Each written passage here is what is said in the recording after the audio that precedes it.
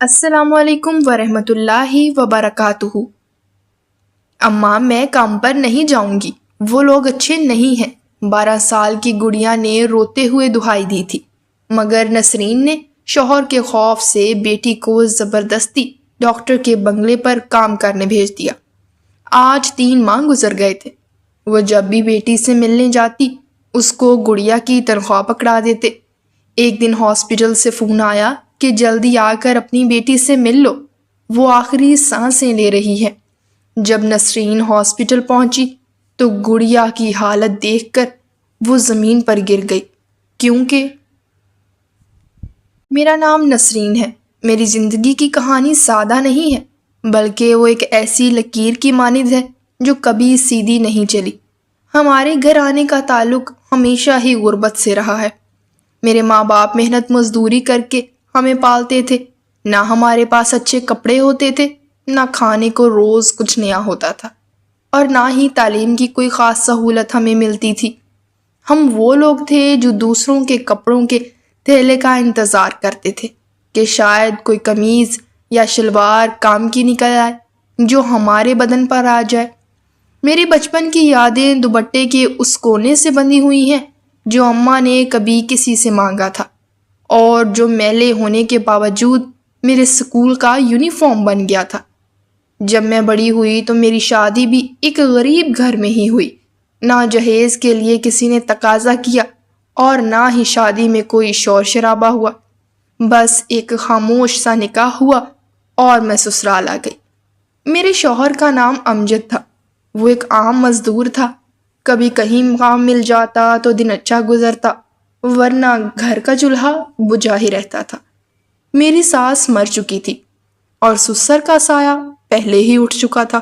گھر میں کوئی اور نہیں تھا، بس میں اور وہ 2 ہی موجود تھے جو ایک چھت کے نیچے رہتے تھے، مگر دلوں میں ہزاروں فاصلے تھے۔ شادی کے کچھ ہی عرصے بعد میری پہلی بیٹی پیدا ہوئی۔ میں بہت خوش ہوئی۔ ماں بننے کا احساس عجیب ہوتا ہے۔ میں نے اس کا نام خدیجہ رکھا، پیار سے گڑیا بلاتے تھے، مگر میری خوشی میرے شوہر کے چہرے پر نہ آئی۔ اس نے صرف اتنا کہا کہ پھر سے بیٹی ہو گئی، چلو خیر ہے، شاید اگلی بار بیٹا ہو۔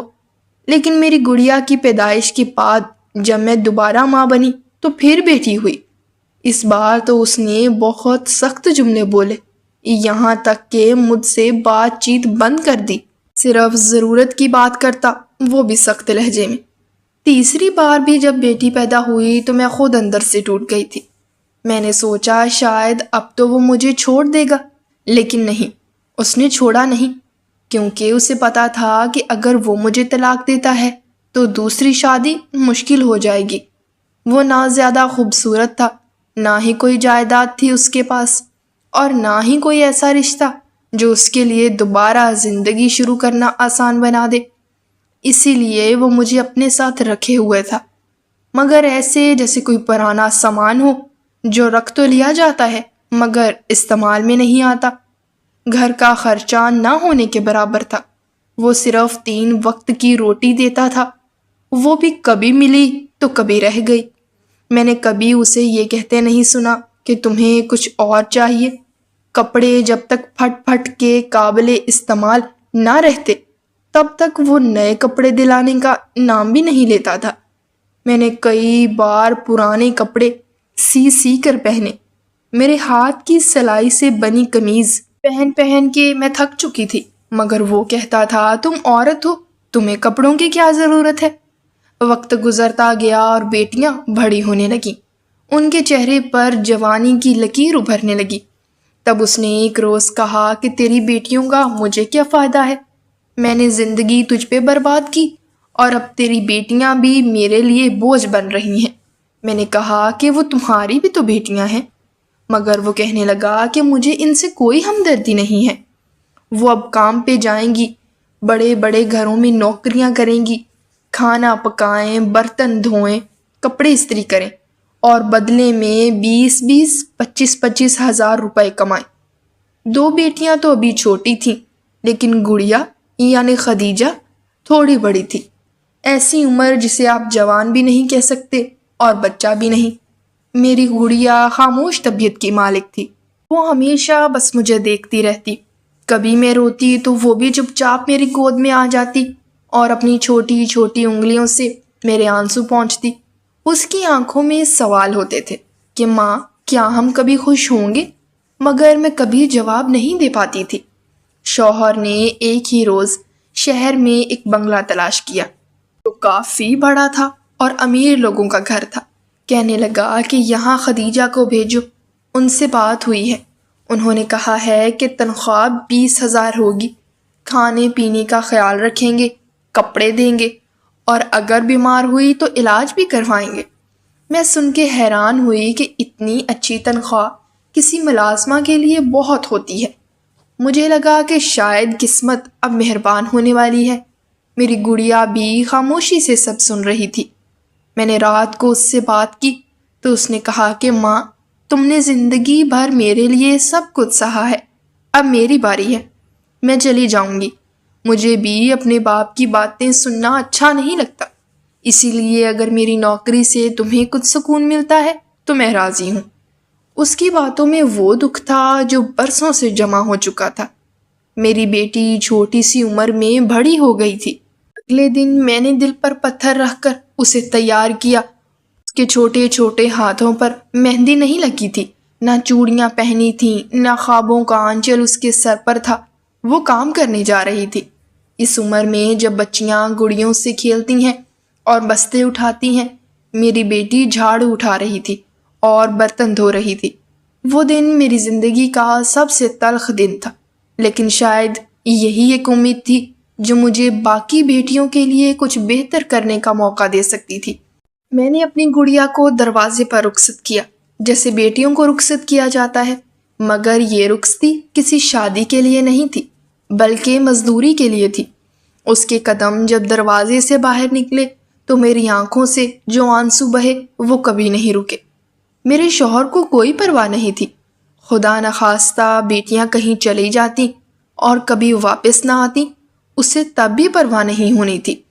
ابھی تو وہ خوش ہو رہا تھا کہ بیٹیاں پیدا ہونے پہ میں تو اتنا پریشان ہو گیا تھا، لیکن نہ ڈگری نہ تعلیم، اس کے بغیر بھی ان کو نوکری مل سکتی ہے، وہ بھی 20,000 والی۔ اس کی اس طرح کی باتیں سن کر مجھے غصہ بھی آتا تھا، لیکن ایک عورت جو نہ کوئی ہنر رکھتی ہے نہ تعلیم رکھتی ہے، جس کے پیچھے میکہ بھی نہیں ہے اور اس نے 3 بیٹیاں پیدا کی ہیں، وہ کیا ہی بولے گی؟ اس کی زبان تو جیسے اس کے پاس رہتی ہی نہیں۔ اگلے مہینے جب اپنی بیٹی سے ملنے گئی تو دل بہت بے چین تھا۔ ایک ماں کا دل جو اپنی بیٹی کو کام پر بھیج کے راتوں کو چین سے نہیں سوتا، وہ صرف 1 مہینے میں ہی کمزور ہو گیا تھا۔ میرا دل دھڑک رہا تھا، ہاتھوں میں بے قراری تھی اور آنکھوں میں سوال تھے۔ جب میں اس بڑے سے گیٹ پر پہنچی جہاں میری بچی کام کر رہی تھی تو ایک ملازمہ نے دروازہ کھولا۔ میں نے بتایا کہ میں گڑیا کی ماں ہوں، اس سے ملنے آئی ہوں اور تنخواہ لینے بھی۔ وہ اندر آ گئی اور تھوڑی دیر بعد گڑیا کو لے آئی۔ میں نے جب اپنی بیٹی کو دیکھا تو دل اندر سے لرز گیا۔ وہ پہلے سے بہت زیادہ کمزور لگ رہی تھی، آنکھوں کے نیچے ہلکے تھے، چہرے پر وہ چمک نہیں تھی جو کبھی ہوا کرتی تھی۔ وہ کپڑے جو اس نے پہنے ہوئے تھے وہ نئے تھے، جوتا بھی نیا تھا، مگر وہ چمک جو اس کے چہرے پر ہونی چاہیے تھی وہ کہیں کھو گئی تھی۔ اس کی آنکھوں میں آنسو تیر رہے تھے، وہ کچھ بول نہیں رہی تھی، بس میری گود میں آ کے رونے لگی۔ میں نے اس سے پوچھا کہ کیا ہوا، تم ٹھیک ہو؟ اس نے سر ہلا کر کہا کہ یہ لوگ اچھے نہیں ہیں۔ میں نے چونک کر اس سے پوچھا کہ کیا مطلب؟ اس نے صرف اتنا کہا کہ یہ لوگ اچھے نہیں ہیں، مجھے یہاں اچھا نہیں لگتا۔ وہ بار بار یہی جملہ دہرا رہی تھی کہ یہ لوگ اچھے نہیں ہیں۔ میں نے ارد گرد دیکھا تو ماحول صاف ستھرا تھا، ملازم بھی مہذب لگ رہے تھے، اور وہ صاحب جو اس گھر کے مالک تھے ان کے بارے میں سنا تھا کہ وہ ڈاکٹر تھے اور لوگ ان کے گھر کو ڈاکٹر والا گھر کہتے تھے۔ میں نے خود کو یہ سمجھایا کہ شاید بیٹی کی یہ حالت مجھ سے دوری کی وجہ سے ہے، کیونکہ پہلی بار وہ اتنی لمبی مدت کے لیے گھر سے باہر رہی تھی۔ بچی تھی، نازک سے دل کی اور جذباتی تھی، شاید اسی لیے اتنی اداس تھی۔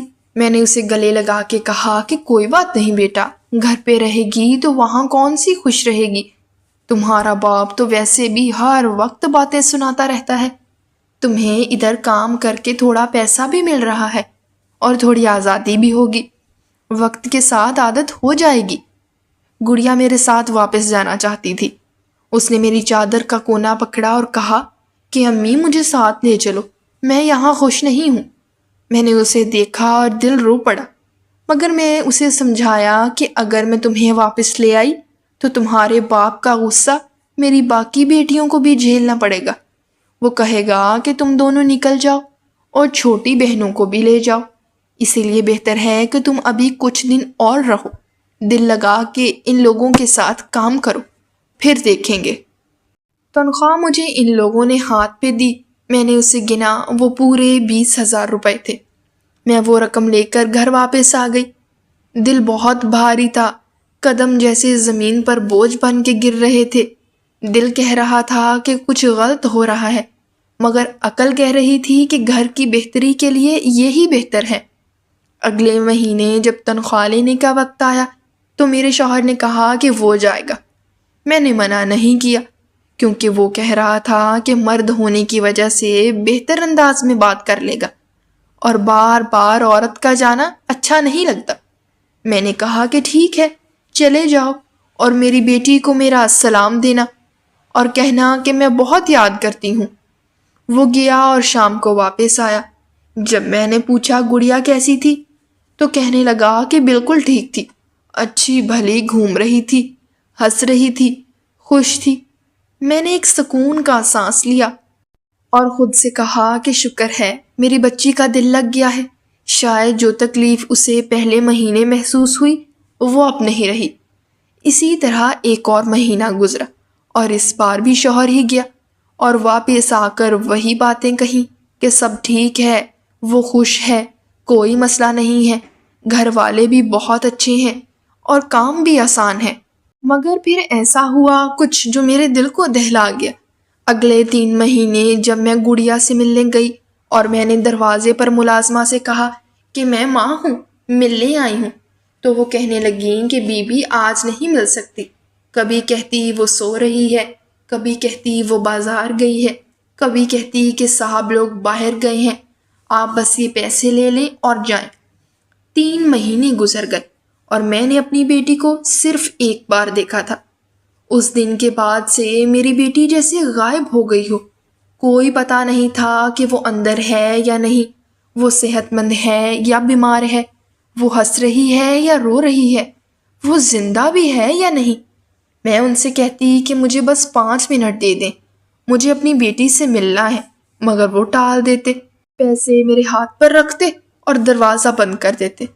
میں پریشان ہو گئی، میرے دل میں خوف بیٹھ گیا۔ میری بہن نے ایک روز کہا کہ نسرین، ایسے جوان بیٹیوں کو غیروں کے گھر چھوڑ کے بھول تھوڑی جاتے ہیں، کیا تمہیں عقل نہیں آئی؟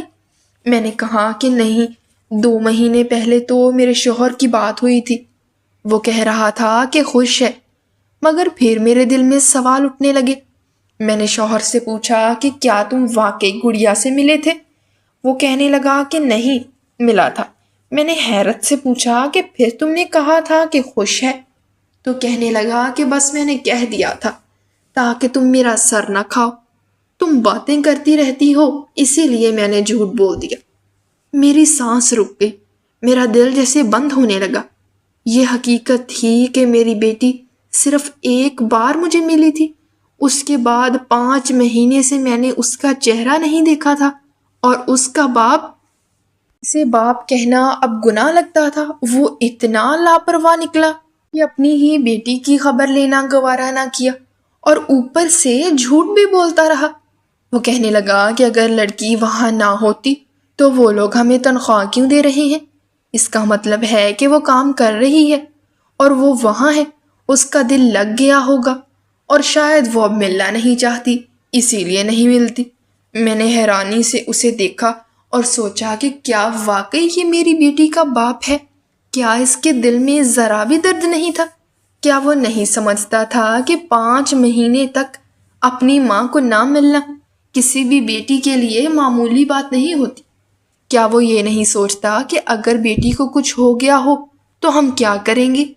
میری روح چیخنے لگی، دل خون کے آنسو رو رہا تھا، لیکن میں صرف خاموش کھڑی تھی، کیونکہ اب مجھے یقین ہو چکا تھا کہ کچھ نہ کچھ غلط ضرور ہو رہا ہے اور میری گڑیا کسی تکلیف میں ہے۔ وقت ایسا ظالم تھا کہ نہ کوئی خبر آئی، نہ کوئی سلام، نہ کوئی نشانی، نہ کوئی خواب جس میں میں اپنی بیٹی کو دیکھ سکوں۔ میں دن میں بھی اس کا چہرہ یاد کرتی تھی اور رات میں بھی اس کی تصویر آنکھوں میں گھومتی رہتی تھی۔ اس کا وہ آخری لمحہ جب اس نے میری چادر کا کونا پکڑا تھا اور کہا تھا کہ امی مجھے واپس لے چلو، وہ لمحہ میرے دل میں ایک خنجر بن کر چپتا تھا۔ اس بنگلے کا پتہ ہمیں محلے کے ایک آدمی نے دیا تھا۔ وہ خود کو بہت نیک ظاہر کرتا تھا، کہتا تھا کہ ڈاکٹر صاحب بہت اچھے انسان ہیں، ان پر آنکھیں بند کر کے اعتبار کیا جا سکتا ہے۔ وہ بار بار کہتا کہ میں تو خود بیٹیوں والا ہوں، اگر میری بیٹیاں ہوتیں تو میں تو خود ان کو کام پر لگا دیتا۔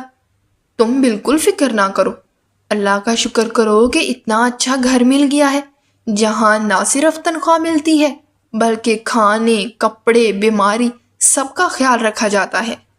میں نے اس کی باتوں پر اعتبار کیا کیونکہ اس کی عمر بڑی تھی، چہرہ بھی شریف تھا لگتا تھا اور باتوں میں اتنا یقین ہوتا تھا کہ جیسے وہ سچ کے سوا کچھ بول ہی نہیں سکتا۔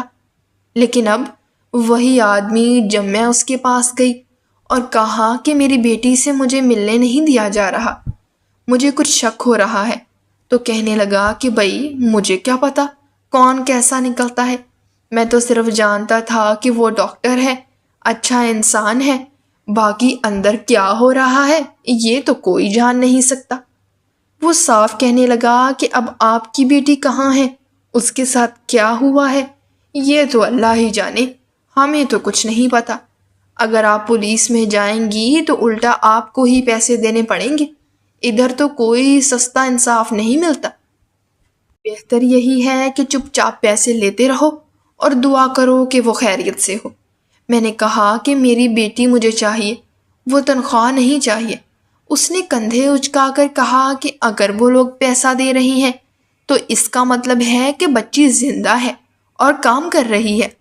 اب وہ لوگ کیوں نہیں ملنے دیتے یہ ان کی مرضی ہے، یا جا کے منت کرو یا دعا مانگو، لیکن ہمارے ہاتھ میں کچھ نہیں ہے۔ اس کی باتوں سے مجھے یوں لگا جیسے اس کا ضمیر کہیں مر چکا ہو، جیسے اسے ایک ماں کے دل کی حالت سمجھ ہی نہ آ رہی ہو یا وہ سمجھنا ہی نہ چاہتا ہو۔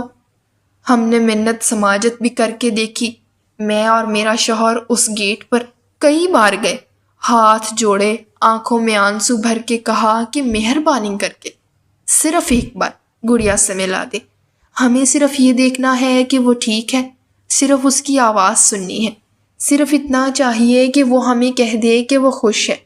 لیکن انہوں نے ہماری بات کا کوئی جواب نہ دیا، بلکہ صاف صاف کہہ دیا کہ تنخواہ لینی ہے تو لے لو، نہیں لینی تو مت لو، باقی ہم کسی سے نہیں ملتے، یہ گھر ہمارا ہے، ہماری مرضی ہے، ہم کس کو ملوائیں اور کس کو نہیں۔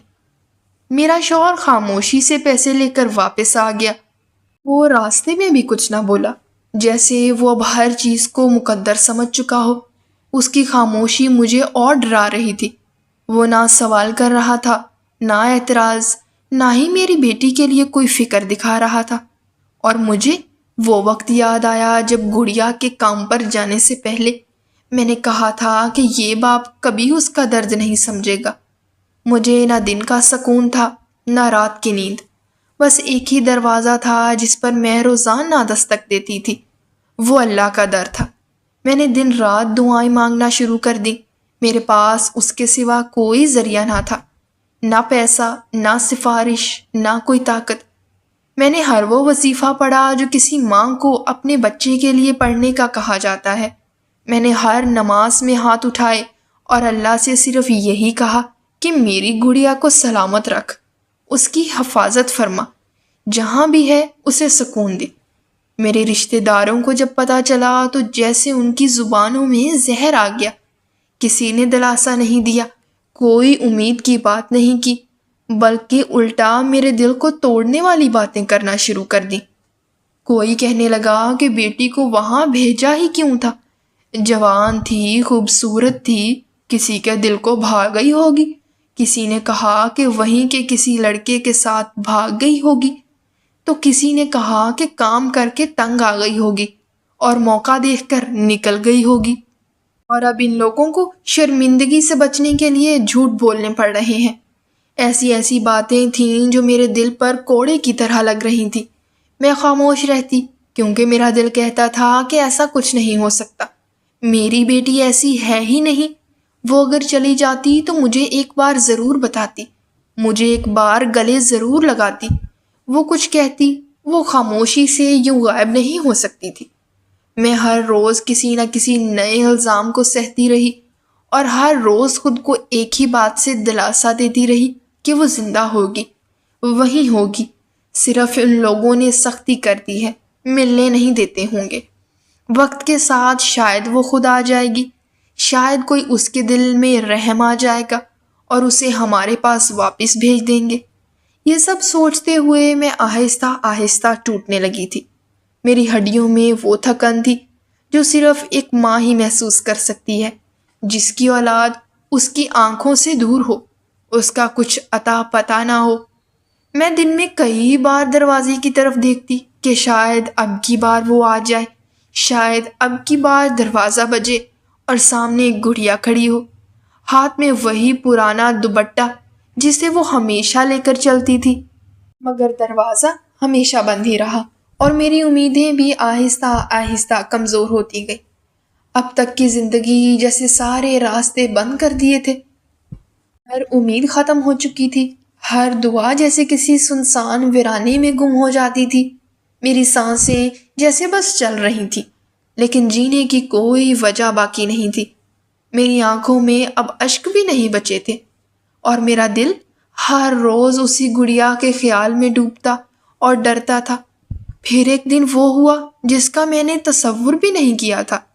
میرے شوہر کا موبائل گھر پر ہی رہ گیا تھا، وہ جلدی میں شاید اسے لے کر جانا بھول گیا یا پھر قدرت کو کچھ اور ہی منظور تھا۔ میں گھر کے کام میں لگی ہوئی تھی کہ اچانک فون بجنے لگا۔ یہ آواز میرے لیے عام سی تھی لیکن دل کو کچھ عجیب سا لگا۔ میں نے فون اٹھایا، جیسے ہی میں نے کال ریسیو کی تو دوسری طرف سے ایک لڑکی کی گھبرائی ہوئی آواز آئی۔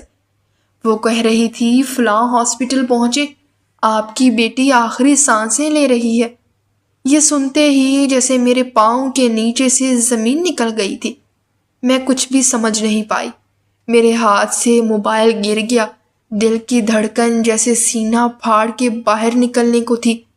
میں نے بس دوپٹہ لیا اور ننگے پاؤں ہی بھاگ پڑی۔ مجھے راستے کی ہوش نہیں تھی۔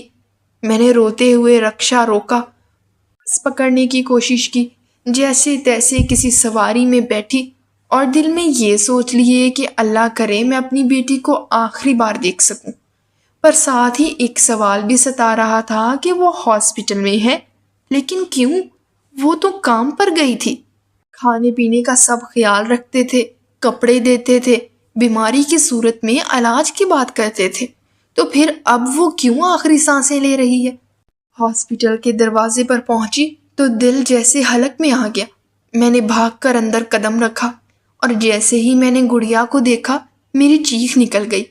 میری بیٹی میرے سامنے بستر پر لیٹی تھی، اس کا چہرہ زرد تھا، ہونٹوں پر خون کے دھبے تھے، جسم پر چوٹوں کے نشان تھے، بال بکھرے ہوئے تھے، آنکھیں بند تھیں اور سانسیں بہت ہلکی ہلکی آ رہی تھی۔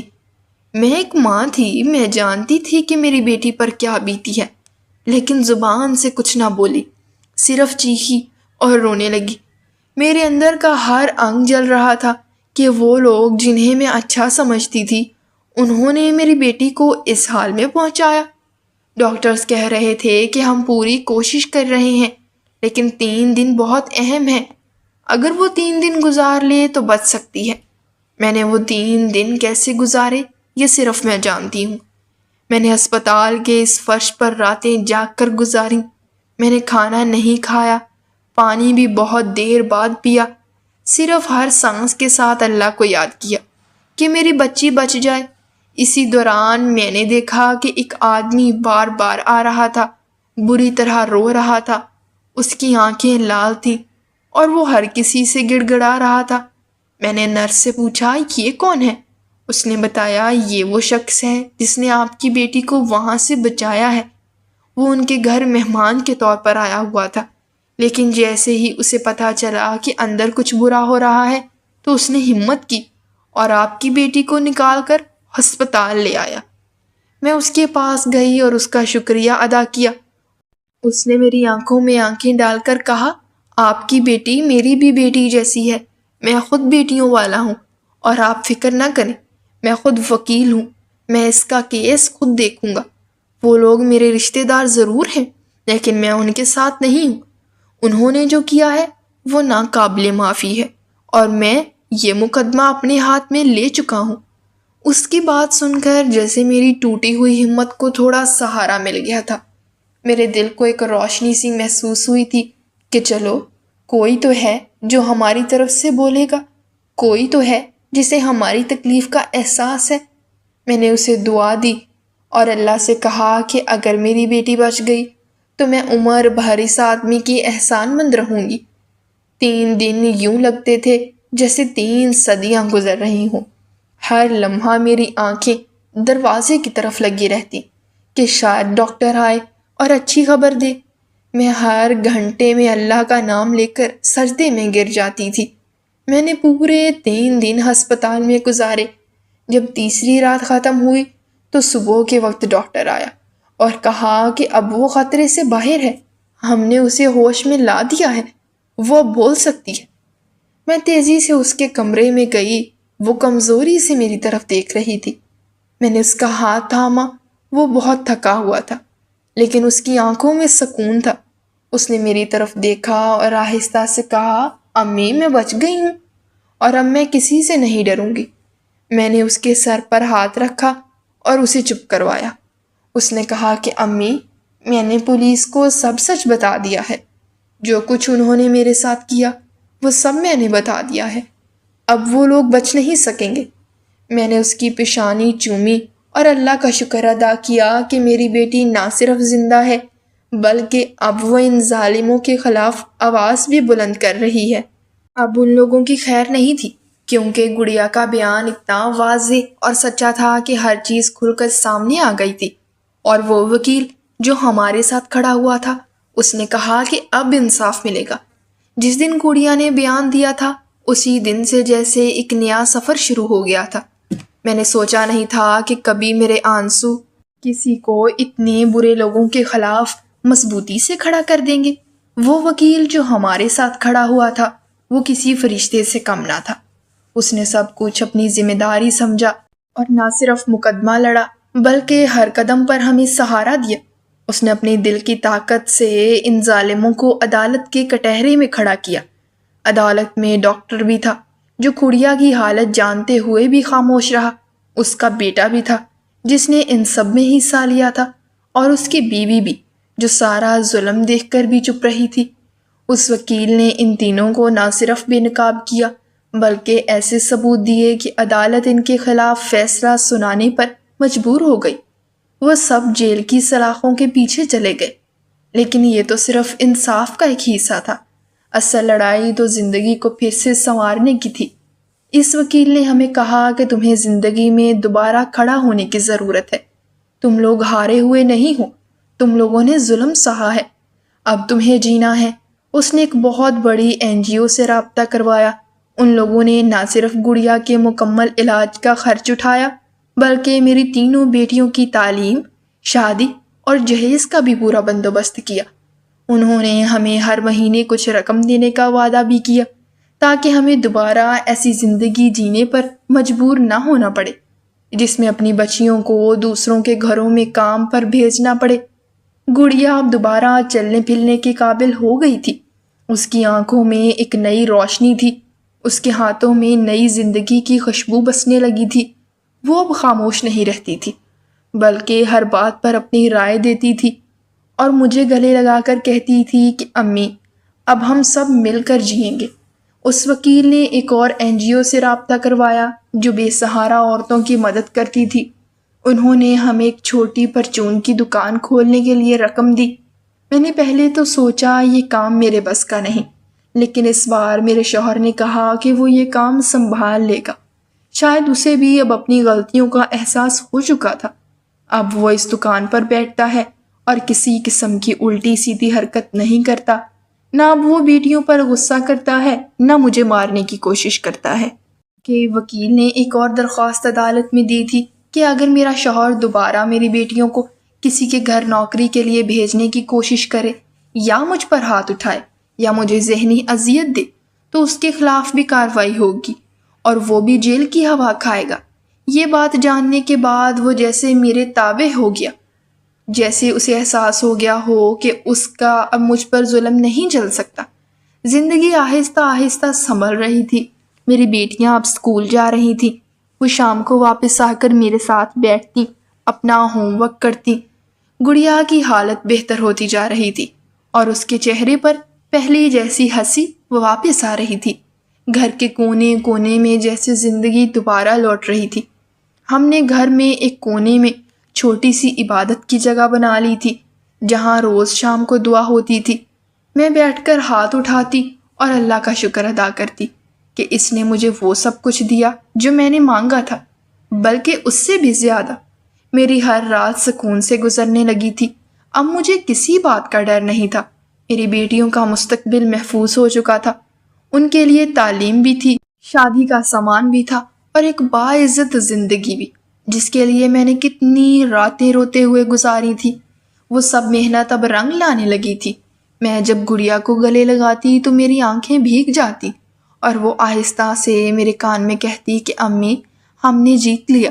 لیکن جب سب کچھ ٹھیک ہونے لگا تو ایک خوف سا دل میں بیٹھ گیا تھا کہ اگر ہم اتنے خوش نصیب تھے تو ان بیٹیوں کا کیا ہوتا ہے جنہیں کوئی وکیل نہیں ملتا، جن کے ساتھ برا ہو کر بھی کوئی NGO نہیں آتی، جن کے ماں باپ مجبور ہو کر خاموشی اختیار کر لیتے ہیں۔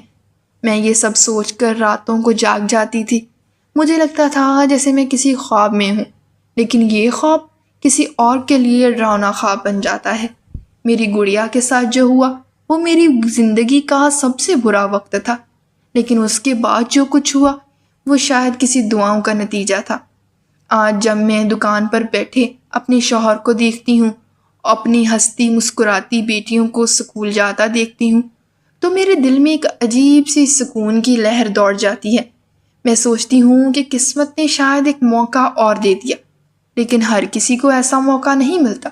یہی سوچ کر میں روز اپنی دعا میں ان لوگوں کے لیے بھی دعا کرتی ہوں جن کی بیٹیاں اس تکلیف سے گزر رہی ہیں اور جنہیں کوئی سہارا نہیں ملتا، کیونکہ بیٹی کی تکلیف صرف وہی ماں جانتی ہے جس نے اسے جنم دیا ہوتا ہے، اور بیٹی کا درد صرف وہی دل محسوس کرتا ہے جو ایک ماں کا ہوتا ہے۔